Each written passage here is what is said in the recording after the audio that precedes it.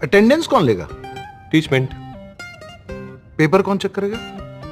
Teachmint. तो हम क्या करेंगे? आप बस बच्चों का सिलेक्शन कराइए सर, बाकी सब टीचमेंट कर लेगा।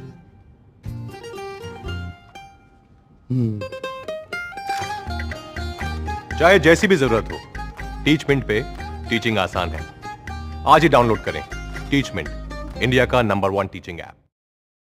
नमस्ते भाई और बहनों, आपका हार्दिक स्वागत है हमारे यूट्यूब चैनल यूनिकॉप इंडिया पे। इससे पहले वाली वीडियो में मैंने बताया था कि अधीनस्थ बोर्ड 5 गुना अभ्यर्थियों को ही पास करने के लिए विचार कर रहा है। इसी को लेकर देखो वेद प्रकाश सोलंकी जी, जो कि कांग्रेस विधायक है चाकसू से, उन्होंने मुख्यमंत्री जी को लेटर लिखा है स्टेनोग्राफर भर्ती से संबंधित। तो आप देख सकते हो कि सेवा में श्रीमान माननीय मुख्यमंत्री महोदय, इसका विषय आप देख सकते हो कि स्टेनोग्राफर भर्ती 2018 के लिए दक्षता परीक्षा के लिए कुल पदों का कम से कम 10-15 गुना अभ्यर्थियों को मौका दिए जाने के क्रम में, यानी वेद प्रकाश जी सोलंकी जी ने मुख्यमंत्री जी को लेटर लिखा है जिसमें उन्होंने मांग की है कि जो स्टेनोग्राफर भर्ती की दक्षता परीक्षा है उसके लिए कम से कम 10 से 15 गुना अभ्यर्थियों को मौका दिया जाए। तो इसमें आप देख सकते हो कि 2018 में लिखित परीक्षा में सभी भर्तियों की तैयारी करने वाले अभ्यर्थी शामिल हुए थे, यानी जो स्टेनोग्राफर भर्ती की परीक्षा एग्जाम हुई थी उसमें सभी भर्तियों की तैयारी करने वाले अभ्यर्थी शामिल हुए थे। विशेष रूप से स्टेनो की तैयारी कर रहे अभ्यर्थियों की संख्या कम है। यदि 10 से 15 गुना अभ्यर्थियों को द्वितीय चरण में मौका नहीं दिया जाएगा तो भर्ती के पद रिक्त होने की संभावना तय है। पिछली भर्ती परीक्षा 2011 में 5 गुना अभ्यर्थियों को बुलाया गया था, जिसकी वजह से भी आधे से अधिक पद रिक्त रह गए थे।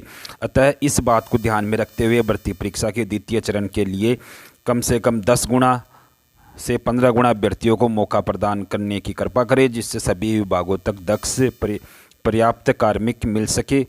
धन्यवाद। और आप देख सकते हो इसकी उन्होंने प्रतिलिपि मुख्य सचिव राजस्थान को भेजी है और इसकी एक प्रतिलिपि अध्यक्ष कर्मचारी चयन बोर्ड को भी उन्होंने भेजी है। यानी वेद प्रकाश जी ने मुख्यमंत्री जी को लेटर लिख के मांग की है कि आप 5 गुना अभ्यर्थियों को मौका नहीं देकर कम से कम 10 से 15 गुना अभ्यर्थियों को मौका दिया जाए। तो ये वेद प्रकाश जी सोलंकी जी की ये मांग है, क्योंकि उन्होंने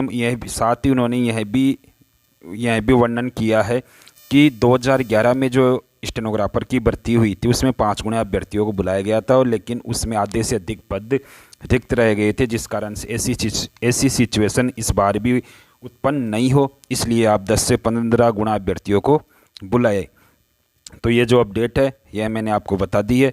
अभी इसी के साथ में आप लोग जो इसकी तैयारी कर रहे हैं वो निरंतर तैयारी जारी रखिए स्किल टेस्ट की, क्योंकि आपको पता है कि कोरोना की वजह से जो भर्तियाँ अटकी हुई थी अब देखो स्थिति धीरे धीरे सामान्य हो रही है और अधीनस्थ बोर्ड आरपीएससी सभी बोर्ड ओपन हो गए हैं और अब देखो जो भी वैकेंसियाँ है उनकी तीव्र गति से उनका निस्तारण किया जाएगा। तो हो सकता है कि आपका स्किल टेस्ट जल्द ही आयोजित हो जाए। साथ ही मैं आप लोगों से रिक्वेस्ट कर रहा हूं कि आप लोग कमेंट्स करके ये न पूछे कि सर मेरा होगा या नहीं होगा। देखो जो कट ऑफ जाएगी वह इस बात पे भी निर्भर करेगी कि जो बोर्ड है वह 10 गुना को बुला रहा है या 15 गुना को बुला रहा है या 5 गुना को। और दूसरी चीज़ है, देखो कट ऑफ यानी एक आइडिया होता है, कई बार आइडिया सही भी हो जाता है, कई बार गलत भी हो जाता है, यानी कट ऑफ बताना एक प्रकार से जुआ खेलना जैसा है। साथ ही मैं आप लोगों से रिक्वेस्ट करना चाहता हूँ कि जिन भाइयों के अच्छे मार्क्स है जैसे 160-70, कई स्टूडेंट्स के ऐसे कमेंट भी आए थे कि सर मैं आज से स्टेनो सीखना शुरू कर दूँ क्या। तो देखो ये आपका खुद का डिसीजन है।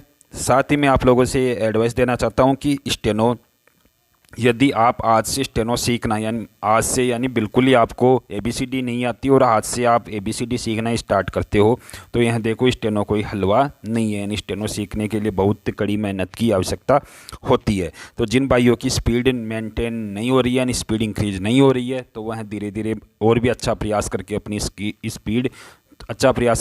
स्पीड इंक्रीज करने का प्रयास करें और साथ ही अपनी एक्यूरेसी को मेंटेन रखिए। कई बार ऐसे होता है कि स्पीड बढ़ाने के चक्कर में आपकी एक्यूरेसी डाउन हो जाती है, तो यदि आप 90 की स्पीड में अच्छी एक्यूरेसी से भी लिख के आओगे तो भी बेस्ट है। यदि 100 की स्पीड से आपकी एक्यूरेसी 80% आती है तो वह नुकसानदायक है। तो आप एक्यूरेसी को मेंटेन रखते हुए अपनी स्पीड को इंक्रीज करें और मैं आशा करता हूं कि जल्द से जल्द इसका निस्तारण हो, क्योंकि 2018 की वैकेंसी है और इसको मुख्य यानी जो अधीनस्थ बोर्ड है इसको यानी तीव्र गति से करवाए, क्योंकि 2018 से लगभग 3 साल तो हो ही गई, इसको 3 साल से ज़्यादा ही हो गई, तो इसलिए जल्द से जल्द इसका निस्तारण हो। धन्यवाद दोस्तों।